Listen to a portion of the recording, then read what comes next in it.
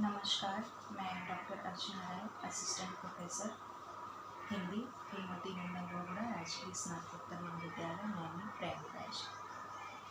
आज का मेरा यह व्याख्यान MA हिंदी 4th सेमेस्टर के विद्यार्थियों के लिए है और यह प्रश्न पत्र है निबंध का प्रश्न पत्र। बच्चों, जैसा कि आप जानते हैं कि आपका चौथा प्रश्न पत्र जो है निबंध का प्रश्न पत्र है और यह प्रश्न पत्र 2 खंडों में विभाजित है, यानी आपको 2 निबंध लिखने हैं। आपका पहला निबंध जो है साहित्यिक निबंध है और दूसरा निबंध है सामाजिक एवं सांस्कृतिक निबंध। तो आज हम बात करेंगे निबंध के पहले खंड की, यानी साहित्यिक निबंध की। साहित्यिक निबंध से क्या तात्पर्य है, सबसे पहले हम ये जानते हैं। चूँकि हम और आप हिंदी साहित्य के विद्यार्थी हैं, इसलिए हम बात करेंगे प्रायः हिंदी साहित्य के निबंधों की। हिंदी साहित्य के निबंधों को किस प्रकार से लिखा जाए, निबंध लिखने का सही तरीका क्या है। कई बार बच्चों को बहुत ज़्यादा कन्फ्यूज़न होता है, उनके पास बहुत ज़्यादा नॉलेज होती है लेकिन वो उसे सही तरीके से व्यक्त नहीं कर पाते हैं। उनको पता नहीं होता कि निबंध क्या है और उसको किस प्रकार से लिखना है। तो आज मैं प्रयास करूँगी आपकी इस कन्फ्यूज़न पे बात करने की, कि आपका यह कन्फ्यूज़न, यह शंका दूर हो सके और आप एक बेहतर निबंध लिख सकें। इसके लिए मैं आपको कुछ ज़रूरी चीज़ें बता रही हूँ। साहित्यिक निबंधों की बात करें तो सबसे पहले हम देखते हैं कि आपके प्रश्न पत्र में, चूँकि निबंध का यह प्रश्न पत्र 50 अंकों का है, तो सबसे पहले हम प्रयास करते हैं निबंध के प्रश्न पत्र को ठीक प्रकार से पढ़ने की। जैसे हम प्रयास करेंगे ये देखने की कि निबंध किस प्रकार के आए हुए हैं प्रश्न पत्र में। और प्रश्न पत्र को जब आप उठा के देखते हैं तो आप पाते हैं कि प्रायः उसमें 2 प्रकार के निबंध होते हैं। निबंध का एक प्रकार तथ्यात्मक निबंधों का होता है और दूसरा प्रकार वैचारिक निबंधों का होता है, जिसमें आपको अपने विचारों को खुल करके लिखने की, अभिव्यक्त करने की पूरी छूट होती है। और निबंध का तात्पर्य ही यही है। निबंध जो है लिखने के लिए इसीलिए दिया ही जाता है कि यह जांचा जा सके, यह जाना जा सके कि MA हिंदी साहित्य के विद्यार्थी के अंदर सोचने समझने की और उस सोच समझ को अपनी भाषा में, अपनी शैली में व्यक्त करने की कितनी क्षमता है। तो आइए बात करते हैं कि एक अच्छा निबंध किस प्रकार से लिखा जाए। तो मैं आपको बता रही थी कि प्रायः प्रश्न पत्र में जो है 2 प्रकार के निबंध होते हैं, तथ्यात्मक, तथ्यपरक और वैचारिक निबंध। तो यदि तथ्यपरक निबंधों की बात की जाए, तथ्यपरक निबंध जैसे, उदाहरण के माध्यम से हम इसको स्पष्ट करें तो हम क्या कहेंगे, जैसे प्रेमचंद के उपन्यासों में दलित चेतना या प्रेमचंद के साहित्य में राजनीतिक चेतना,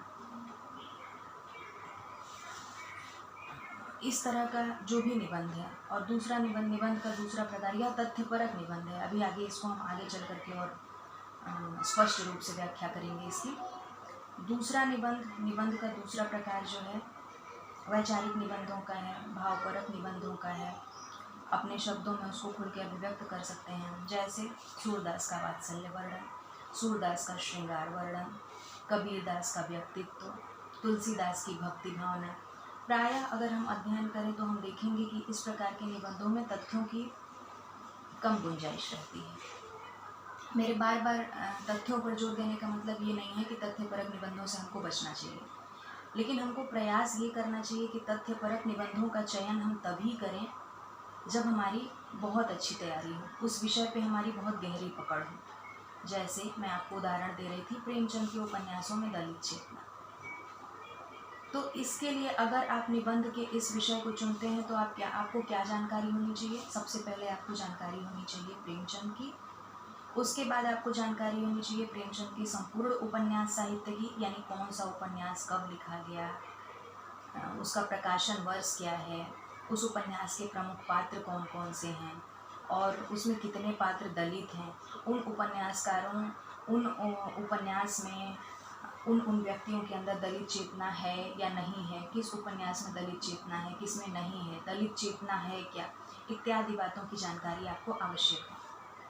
यदि इन सब बातों की जानकारी के अभाव में आप इस विषय पर निबंध लिखना शुरू करते हैं तो फिर जो है आपका यह निबंध बहुत अच्छा नहीं बन पड़ेगा। तो प्रयास हम ये करते हैं कि अगर हमको इस प्रकार के विषय पर निबंध लिखना है तो हम पूरी तैयारी के साथ लिखें।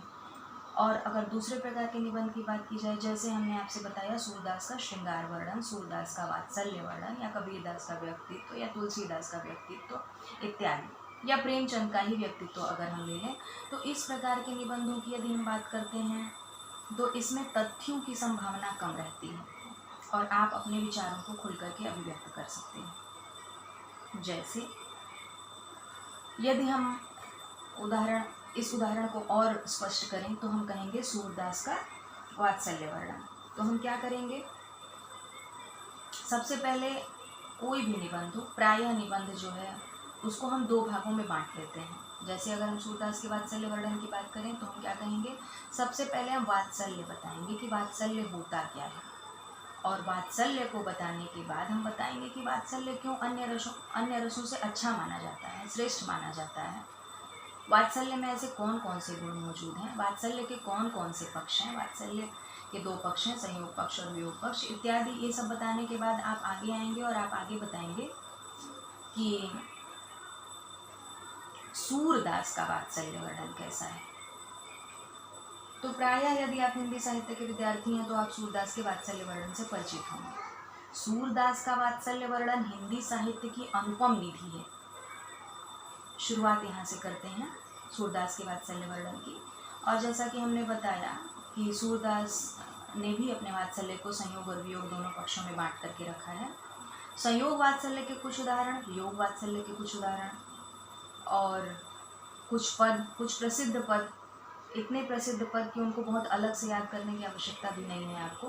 प्रायः ये जो है पद लगभग सबको याद रहते हैं। तो इस प्रकार के पदों को आपको लिखना चाहिए। और उसके बाद कुछ उक्तियाँ, कुछ कोटेशंस, कुछ महत्वपूर्ण आचार्यों के कथन, जैसे आचार्य रामचंद्र शुक्ल का कथन, सूर अपनी बंद आँखों से वात्सल्य और श्रृंगार का कोना कोना झाँकाएं। यह आचार्य रामचंद्र शुक्ल का महत्वपूर्ण कथन है सूरदास के बारे में। जैसे आगे आने वाले कवियों की श्रृंगार और वात्सल्य विषयक उक्तियाँ सूर की जूठी सी जान पड़ती हैं। ये शुक्ल जी के बारे, सूरदास के बारे में कुछ महत्वपूर्ण आलोचकों के महत्वपूर्ण कथन हैं। इन कथनों को अगर आप याद रखते हैं तो इनको आप कोट कर सकते हैं, और यदि पूरी तरह हूबहू आप याद नहीं रख पाते हैं तो आप अपने शब्दों में इनको व्यक्त कर सकते हैं। तो इस प्रकार से अगर आप निबंध लिखेंगे तो आप देखेंगे कि आपका निबंध जो है अच्छा बन पड़ा है और अच्छी प्रकार से आप निबंध लिख सकेंगे। अब बहुत सारा कन्फ्यूज़न बच्चों को इस बात पे होता है कि प्रायः निबंध में जितने दूसरी चीज़ की हम बात कर रहे हैं, तो हम देखते हैं कि कई बार आपको लगता है कि पेपर में आपको मिलता है और आप पूरा पेपर पढ़ते ही नहीं। लगभग 8-10 टॉपिक होते हैं निबंध के, आप पेपर पाते हैं और आप निबंध लिखना शुरू कर देते हैं। आप पहला टॉपिक पढ़ते हैं, आपको लगता है अरे ये तो बहुत अच्छा टॉपिक है, इस पर तो मैं बहुत अच्छा निबंध लिख सकता हूँ। तो आप क्या करते हैं, आप अगला टॉपिक पढ़ते ही नहीं।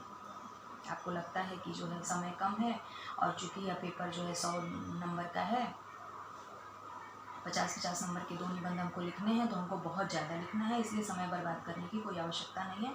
तो हम तुरंत जो है पेपर पाते हैं और पहला टॉपिक पढ़ते हैं और निबंध लिखना शुरू कर देते हैं। ऐसा प्रायः अधिकतर लोगों के साथ होता है। तो उसमें हम क्या देखते हैं कि आपने निबंध लिखना शुरू किया और निबंध लिखने के बाद आपको लगा 8-10-12 लाइन आपने लिखा, 1 पेज लिखा ज़्यादा से ज़्यादा, और उसके बाद आपको लगता है अरे इस विषय पे तो मैं जितना जानता था वो सारा मैटर लगभग मैं लिख चुका हूँ। तो अब आप क्या करते हैं, अब आपका ध्यान जाता है पेपर के अगले टॉपिक्स की तरफ और आपको लगता है अरे इस विषय से अच्छा तो मेरा इस विषय पे तैयार था, इस विषय से अच्छा तो मेरा इस विषय पे तैयार था, ये तो मुझसे गलती हो गई, मुझको इस तरह का मुझको इस टॉपिक को चूज़ नहीं करना चाहिए था। फिर आप आगे पीछे कुछ नहीं सोचते हैं और अपने लिखे हुए को काट देते हैं और दूसरे विषय पर निबंध लिखना शुरू करते हैं, जो कि गलत है। इसका नकारात्मक प्रभाव पड़ता है एग्जामिनर के मन पे, आपके खुद के मन पे। आपका मनोबल डाउन होता है और आपको लगता है कि अरे गलती हो गई और आगे जो मैं निबंध लिखूंगा वो भी पता नहीं अच्छा लिख पाऊंगा या नहीं लिख पाऊंगा। तो सबसे पहला काम आपको क्या करना है निबंध लिखते समय, अपने टॉपिक को, अपने शीर्षक को ठीक प्रकार से चुनना है। आपको जानना है कि आप जो लिख रहे हैं वो ठीक है या नहीं। कहीं ऐसा तो नहीं कि जिस विषय पे आप लिख रहे हैं उसके नीचे उससे दूसरा अच्छा निबंध लिखने का टॉपिक मौजूद है जिस पे आपकी तैयारी पहले वाले टॉपिक से, पहले वाले शीर्षक से ज़्यादा बेहतर है। इसलिए पहला काम आपको करना है कि आपको अपना शीर्षक, आपको अपना निबंध सही प्रकार से चुनना है कि किस प्रकार, किस टॉपिक पे आपको निबंध लिखना है। इसका ध्यान रखिए आप। उसके बाद दूसरा काम आप क्या करते हैं, बच्चे प्रायः पूछते हैं, विद्यार्थी प्रायः पूछते हैं कि कितने पेज का निबंध हमको लिखना है। कई बार ये सवाल आता है कि मैम 100 नंबर का पेपर है तो उसमें हमको कितना पेज लिखना होगा, कम से कम 20-25 पेज तो लिखना ही होगा। तो प्रायः यह जो है ठीक नहीं है। 20-25 पेज निबंध जो है बहुत होता है और पेज मायने नहीं रखता। इस बात को ध्यान में रखिएगा कि पेज संख्या या नंबरिंग मायने नहीं रखती कि हमने 25 पेज लिख दिया, हमने 50 पेज लिख दिया और अब तो हमको बहुत ज़्यादा नंबर मिलेगा। मायने क्या रखता है कि आपने जो लिखा है वह किस प्रकार से लिखा है, कितना लिखा है और उसका मैटर कैसा है। क्या वह सारगर्भित है या आपने एक ही चीज़ को बार बार कहा है। तो इस पे यह मायने रखता है कि आपका निबंध किस प्रकार का बन पड़ा है। तो प्रायः अगर आपको 50 नंबर का एक निबंध लिखना है तो अगर आप 8 से 10 पेज लिख देते हैं, उससे कुछ कम भी हो सकता है, उससे कुछ ज़्यादा भी हो सकता है, यदि शब्द सीमा के अंदर वह निबंध बंधा नहीं है तो। यदि शब्द सीमा के अंदर बंधा है तब तो आप बंधे हुए हैं कि आपको उतना ही शब्द लिखना है, उससे थोड़ा कम या ज़्यादा, जितना कि वह पेपर में दिया गया है। लेकिन यदि शब्द सीमा नहीं है तो 6-7 पेज, 8-10 पेज पर्याप्त है 50 नंबर के निबंध के लिए। लेकिन आपका मैटर सारगर्भित होना चाहिए। आप जो कुछ भी लिखें उससे खुद सहमत हों, एक ही बात को बार बार रिपीट ना करें, इस चीज़ का ध्यान रखें। कुछ महत्वपूर्ण उक्तियाँ, कुछ महत्वपूर्ण कोटेशंस, केवल आपको कहानी नहीं लिखनी है कि आपने शुरू किया, शुरू से अंत तक एक ही रो में बहते गए और एक ही रो में बहते गए और उसके बाद जो है उसको लिख के ख़त्म कर दिया। ये उचित तरीका नहीं है, ठीक है। तो इस चीज़ को भी आप ध्यान में रखिएगा। तीसरी जो महत्वपूर्ण बात है वो है फ्रेमिंग की, कि हमने टॉपिक चूज़ कर लिया, हमने तय कर लिया कि हमको क्या लिखना है, कैसे लिखना है, तो उसकी हम फ्रेमिंग करते हैं। फ्रेमिंग कैसे करते हैं हम, सबसे पहले हम एक रफ पेज ढूंढते हैं और उस रफ पेज पे, कॉपी के पिछले वाले पेज को आप रफ पेज बना सकते हैं और उस पर आपको लिखना होगा कि आपको लिखना क्या क्या है। जैसे सूरदास का वात्सल्य वर्णन, तो हम सबसे पहले उसमें क्या बताएंगे, हम बताएंगे कि वात्सल्य है क्या, वात्सल्य शब्द कहाँ से आया है, वात्सल्य की क्या महत्वपूर्ण बातें हैं, वात्सल्य के कितने पक्ष हैं। उसके बाद दूसरा पक्ष हम लिखेंगे, दूसरे उस पर आएंगे सूरदास का वात्सल्य वर्णन, तो उसमें हम दिखाएंगे कि सूरदास के वात्सल्य वर्णन की महत्वपूर्ण चीज़ें क्या क्या हैं, कौन कौन सी उक्तियाँ हैं, कौन कौन से कोटेशंस हैं, कौन कौन से महत्वपूर्ण पद हैं सूरदास के वात्सल्य के जिनको हमको लिखना है, उनको हमको क्रमबद्ध करना है। ऐसा ना हो कि हम एक चीज़ लिख दें और दूसरी चीज़ छूट जाए और उसके बाद दूसरी चीज़ लिख दें और तीसरी चीज़ छूट जाए, या वो क्रमबद्ध ना हो पाए, तो फिर हमारी सारी मेहनत पे पानी फिर जाता है। तो हमको इस बात का भी ध्यान रखना होगा कि हमको लिखना किस तरीके से है। इसलिए निबंध लिखने की दिशा में फ्रेमिंग एक अत्यंत महत्वपूर्ण चीज़ है, अत्यंत महत्वपूर्ण सोपान है। आपको उसका ध्यान रखना है। ये नहीं कि आपने टॉपिक बहुत अच्छा चूज़ कर लिया, आपने चूज़ कर लिया कि आपको लिखना क्या है और आप तुरंत जो है निबंध लिखने लगे और उसके बाद आपको लगा निबंध लिखने के बाद कि अरे मैं तो ये भी महत्वपूर्ण बात लिखना चाहता था जो छूट गई, अरे मैं तो ये भी लिखना चाहता था जो छूट गई, तो फिर आपको पछताने के सिवा कुछ नहीं होगा।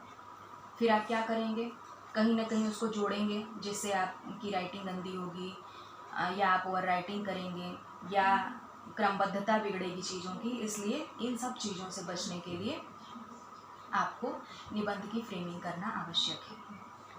यह सारी चीज़ें यदि आप कर लेते हैं तो आपका एक अच्छा निबंध तैयार हो सकता है।